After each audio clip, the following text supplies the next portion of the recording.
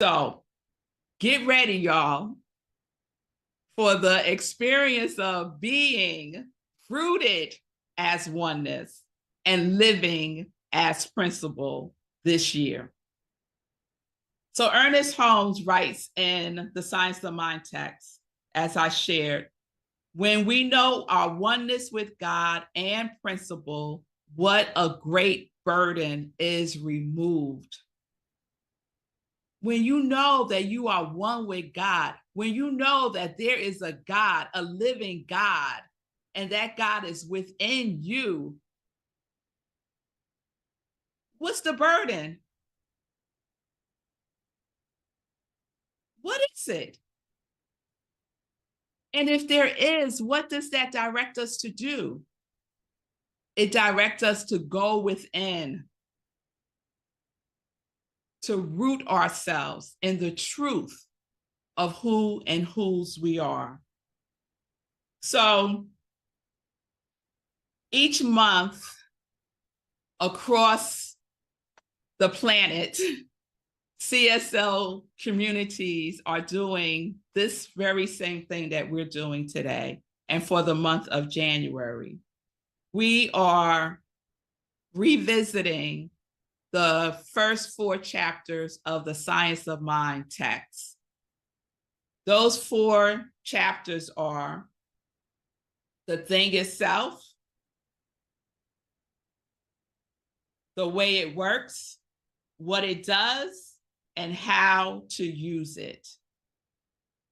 So CSL, Global CSL, let me share their theme. I should say our theme, because we're part of Global CSL. The theme is rising higher, growing deeper. And so I'm viewing this year as kind of a hybrid of our themes, because embedded in rising higher and growing deeper is oneness and principle. So there will be months where we are doing the same topics that Global CSL is doing. So let's start. And you might want to grab something to take notes for yourself, because this month is really about getting a deeper understanding, a deeper knowingness of the fundamentals of science of mind, of religious science, of new thought, of ancient wisdom, of sacred teachings. And what I'm going to share with you today is the first chapter, The Thing Itself, our message, the thing itself, us. And this was so challenging because I had to narrow it down. Otherwise, we would be in Sunday service today for 2 hours. We would be having like a Pentecostal service today if I went through all of that offering that Ernest Holmes is giving us just in chapter 1. So I'm going to do my best to be concise. But there are 5 fundamentals that I really want to share today. So the first one, the thing itself. The thing itself is the study of the science of mind. That's what the science of mind is all about. It is about the thing itself. Ernest writes in the Science of Mind text, the study of science of mind is a study of first cause, spirit, mind, or that invisible essence, that ultimate stuff and intelligence from which everything comes, the power back of creation, the thing itself. So chapter 1 is an offering to us to get crystal clear about the thing itself, which I call God. So I call the thing itself God. What do you call the thing itself?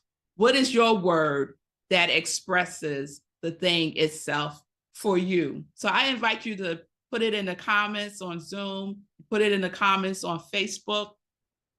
What do you call the thing itself? And I'll give you all a moment to do that while I go on our Facebook page to see if we have any comments there.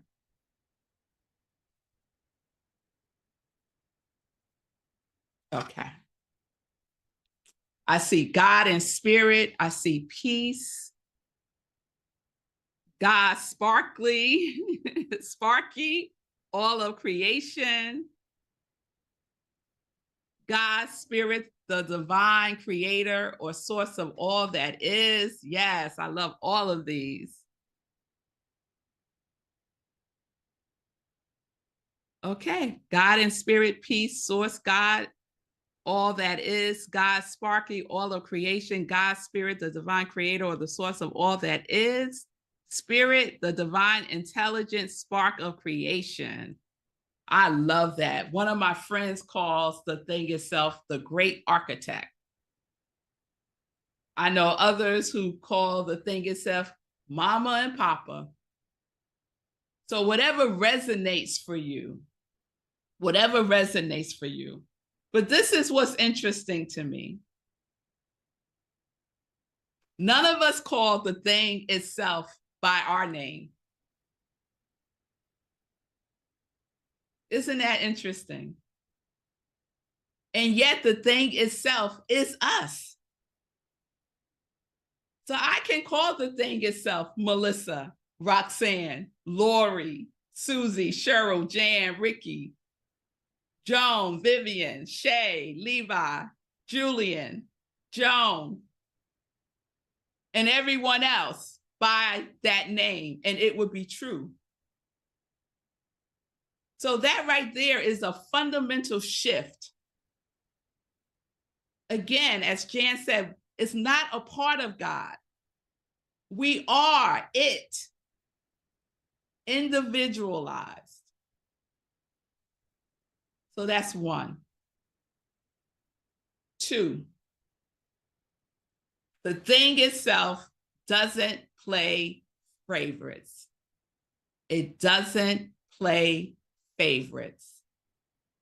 Ernest Holmes writes this: universal principles are never respecters of person. The universe has no favorites. So what does that mean for us? It means each of us is chosen. It means each of us are wondrously made. It means that each of us are highly favored.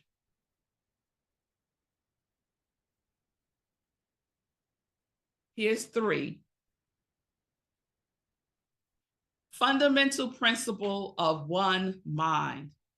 There are not two minds, only two names, only what we call it.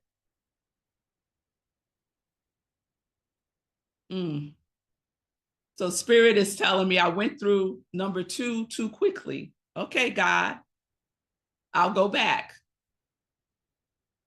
The thing itself doesn't play favorites. You are uniquely manifested as good, magnificence, fabulousness, deliciousness. What else, God? All that is good, divine, sweet. We good? Okay. All right. So don't think that God is punishing you.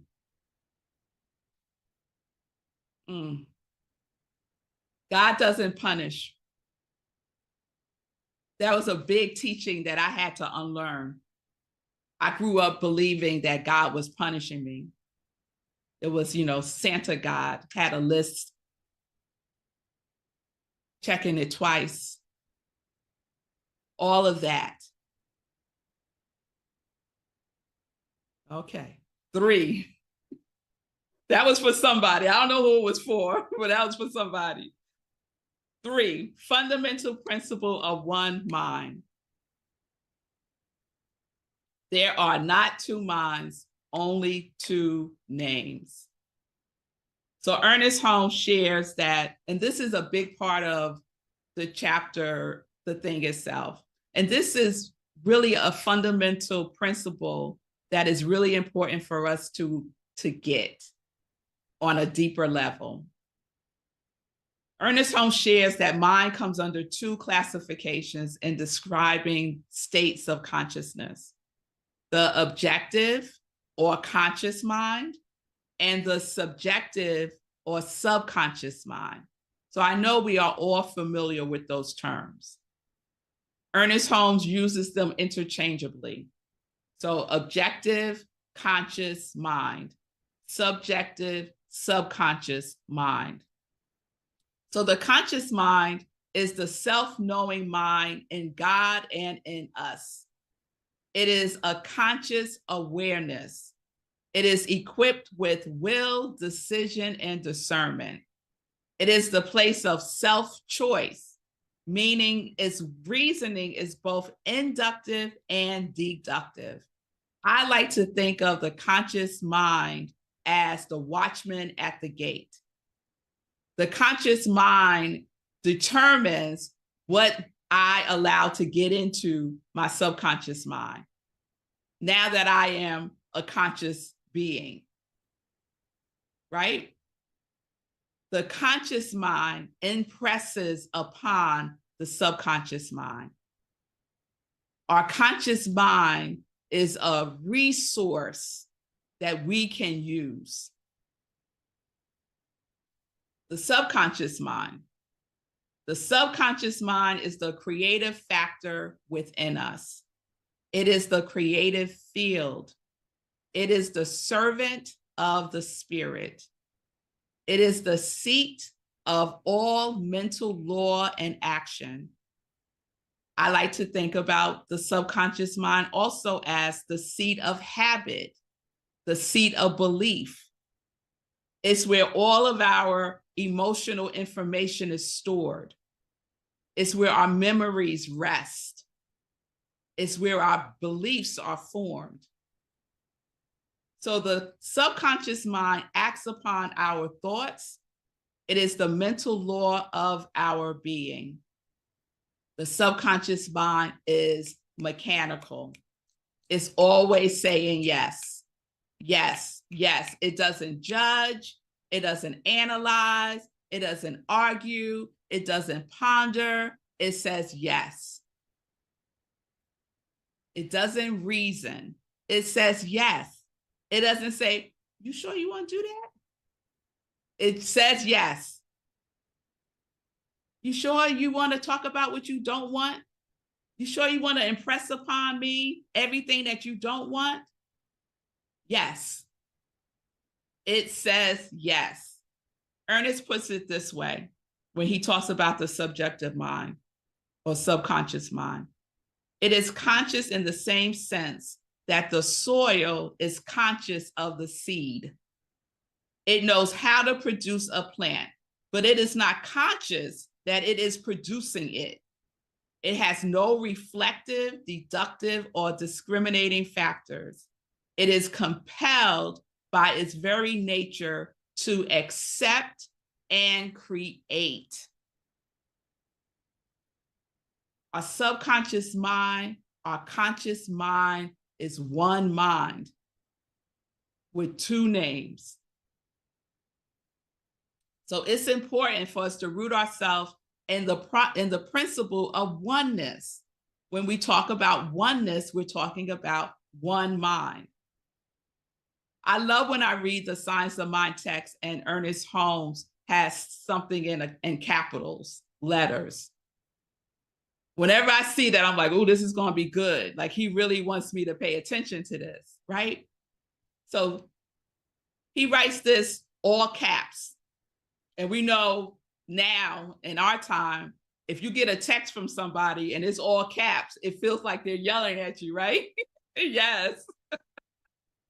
So this is Uncle Ernie, as Jan calls him, yelling at us to get this fundamental understanding of this principle.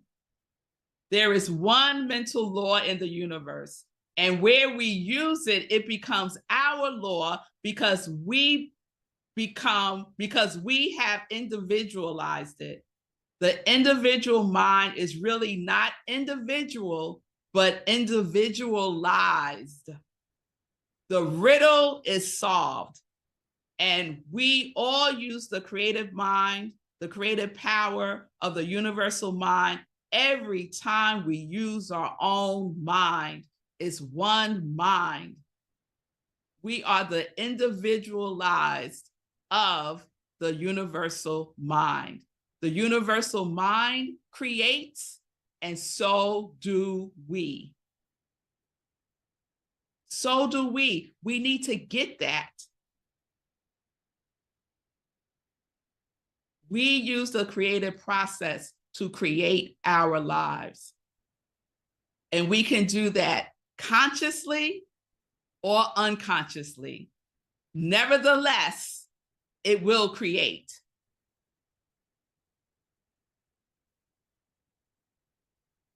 Four, all thought is creative. So Ernest and I get in a lot of discussions, arguments about this one. All thoughts is creative. So I want to share a little research. Research indicates that we think anywhere from 12,000 to 70,000 thoughts a day. According to the National Science Foundation, of those thousands of thoughts, guess what? 80% are negative. 80% are negative.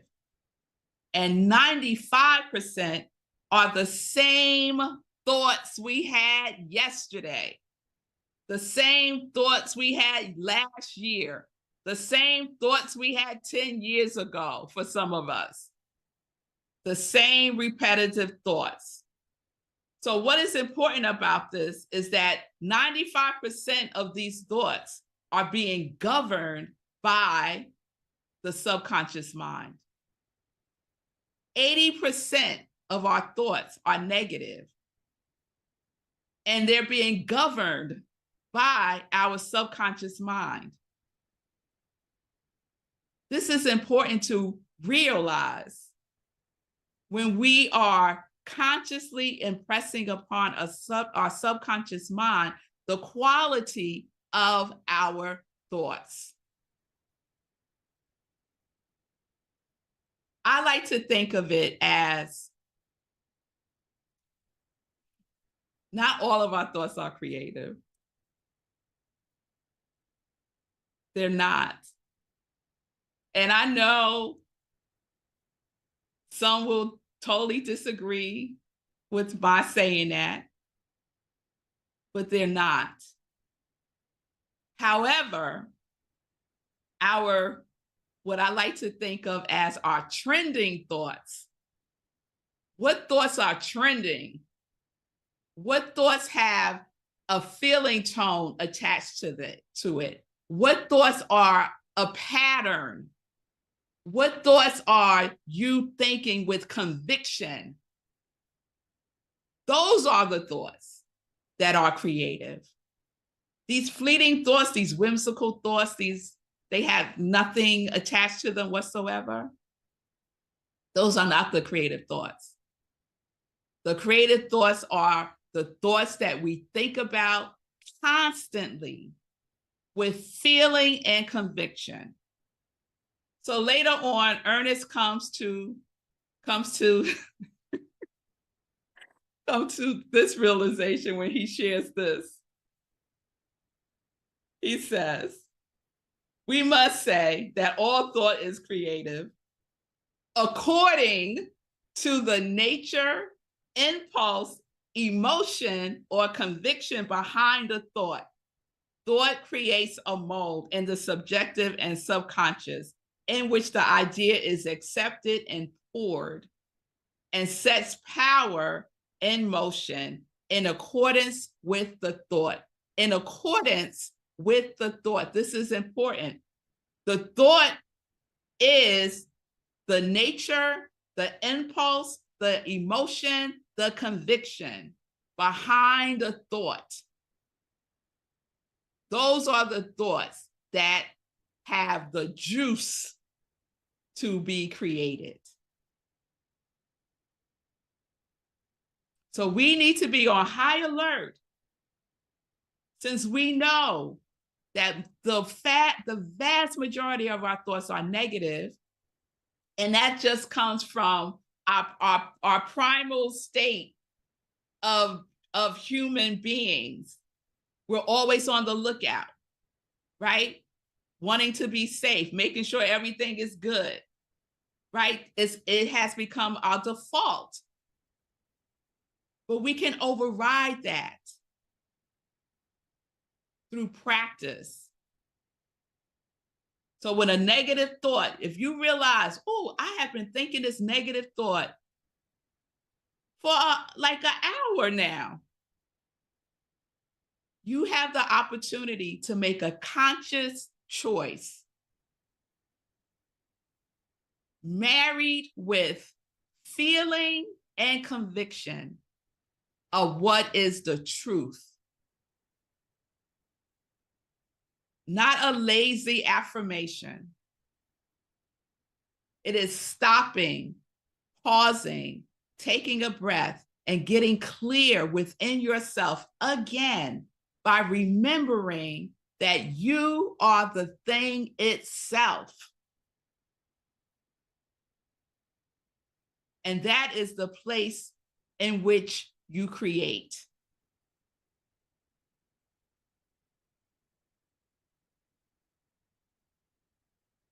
So there is a quality to the thought that gets molded in the subconscious mind. And we really need to be aware of what we are molding and creating in our lives. And we see the demonstration of it.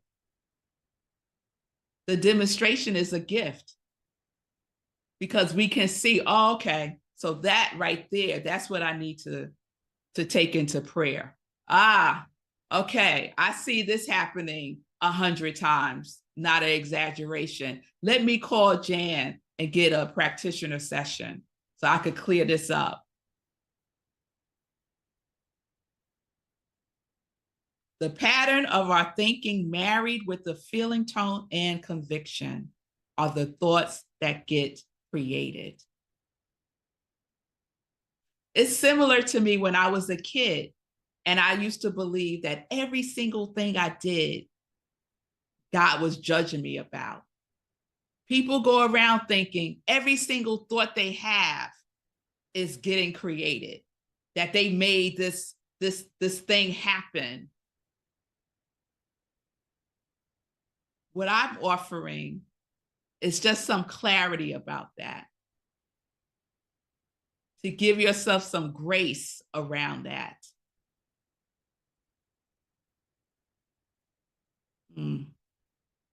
So be aware of those trending thoughts. Be aware of those trending thoughts. Be aware of the quality of those thoughts when you are choosing what your conscious mind is impressing upon your subconscious mind. This is all about the creative process, the cause, the medium, the effect. You could look at it as spirit, soul, body. You could look at it as seed, soil, plant. It is the descent of the universal mind or cause or spirit or seed through the universal medium or soul or soil that is the manifestation of the effect or body or form or plant. That is the creative process. That universal creative process gets individualized through us. We use the same process. The seed, the soil, the plant. The cause, the medium, the effect. 5, it is fundamental that we understand that the root of the creative process is not mysterious. I love this in the Science of Mind text. It is not mysterious. I remember when The Secret came out and everyone was feeling like they now know the secret. What's so fly about secret? There is no secret. It's not a mystery, the creative process. The law of attraction was not hiding out to be found. It's always available. It just became more people awakened to it. And it was brilliant marketing. Brilliant. However, the creative process as the universal mind, the thing itself is individualized through and as us. It works. We know it works. We are evidence of it working because we are the individualized expressions of the universal. We are the proof it works. So if you ever doubt that the creative process is working in your life, take a breath. There's the proof. So it's not a secret. It's not a mystery to be solved. It's not magic. It is not luck. That is not to say that we can have the feeling tone of mysterious and magical. I like the feeling tone of mysterious and magical. But the creative process is not a mystery and it ain't magic. It is simply love pointing the way and law making the way possible. Because when we start to believe and buy into this notion that it's a secret, we are putting distance between us and the truth of who we are. Where does that power lie? It lies within you. So we must remember that the study of mind is the study of the thing itself. The thing itself is not separate from us. It is us. So let us be rooted in the truth of who we are. Our mind and our spirit are the echo of the eternal thing itself. I so love that, Ernest Holmes. Our mind and spirit are the echo of the eternal thing itself. When you're in a valley or in a cave and you yell or you say something, it echoes back. There's an echo. And what does it echo back? It echoes back what you said. It doesn't echo back something else. So we are the echo of the eternal thing itself. We are the thing that we all named ourselves to be. When I asked the question, what do you call the thing itself? We are all of those things. If we said it, it will be echoed back to us. So I want to end with this piece of the chapter. Ernest ends the chapter, the thing itself, with this statement. He writes, the mind which we discover within us is the mind that governs everything. This is the thing itself, and we should recognize its simplicity. We should recognize its simplicity. It's not hard. The law is not a struggle. It is not a grind. It is simple. We make it difficult.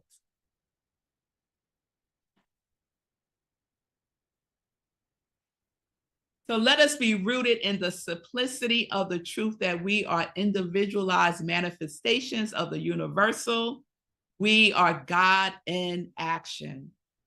The thing is self, us. Say that with me. The thing is self, us. The thing is self, me. Say that. The thing is self, me. And then say your name. The thing is self, Melissa. So we are, I have a note here that says about simplicity, that we need to start practicing. We need to stop practicing complicating our life. Stop the complications. So we are living as principle when we stay rooted in the oneness of God's nature as our nature. God's nature is our nature. It's our natural state of being. We get to align ourselves with that knowingness. When we forget, when we wander off, when we start believing something that is not the truth of who we are. So the thing itself is our divine nature. It is our natural state of beingness. The thing itself holds no grudges and no judgments. Isn't that right there should free somebody? The thing itself gives and gives and gives and creates and creates and creates. The thing itself as you. The thing itself created itself as you. The thing itself creates only good. Only good. So if the thing itself created you, that means you're good. Right? The thing itself is good and almighty. The thing itself is eternal, infinite, and changeless. You could count on the thing itself. It will be the same today, tomorrow, and forever. The thing itself always is. The thing itself, us, the echo of the eternal thing itself. The thing itself, us, as the realized and revealed destiny of the thing itself. The thing itself that I call God is and I am. The thing itself that you call by its name that resonates with you. So we are because God is. We are the thing itself. The thing itself, us. The thing itself, us. So let's take a breath.